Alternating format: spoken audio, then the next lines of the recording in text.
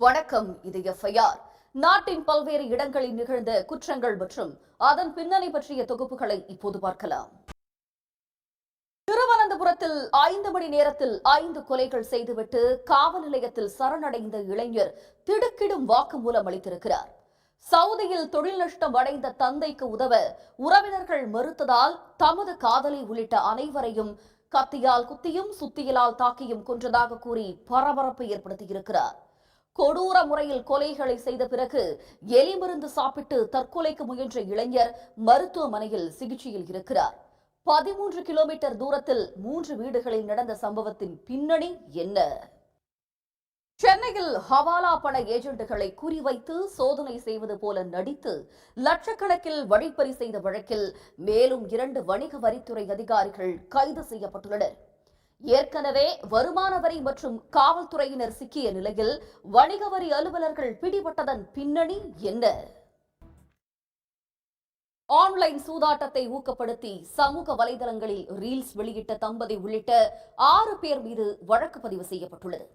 தமிழ்நாடு இணையவழி விளையாட்டு ஆணைய நடவடிக்கைக்குள்ளானவர்கள் யார் யார்? கோவில்பட்டியில் வீட்டில் தனியாக இருந்த இளம் பெண்ணிடம் மது போதையில் பாலியல் பலாத்காரத்தில் ஈடுபட்ட வழக்கில் தலைமறைவாக இருந்தவரை காவல்துறையினர் சுட்டு பிடித்தனர். போலீஸ் பிடிக்க முயன்ற போது அரிவாளால் வெட்டிவிட்டு தப்ப முயன்றவர் சிக்கியது எப்படி? எஃப்ஐஆரில் தொடர்வது சிறிய இடைவேளை. தெலுங்கானாவில் விவசாய நிலத்தில் கட்டுக்கட்டாக 20 லட்சம் ரூபாய் மதிப்பிலான 500 ரூபாய் நோட்டுகள் கொட்டி கிடந்ததால் பரபரப்பு ஏற்பட்டது.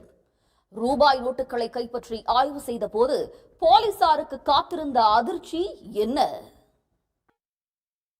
கும்பமேளாவை பயன்படுத்தி மனைவியை கொலை செய்த கணவர் கைது செய்யப்பட்டுள்ளார்.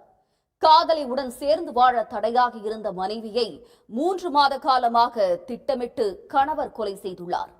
மனைவியுடன் மகிழ்ச்சியாக கும்பமேளாவில் இருப்பது போல சமூக வலைதளங்களில் போட்டோவை பதிவிட்டுவிட்டு கொலை செய்து நாடகமாடியவர் சிக்கியது எப்படி?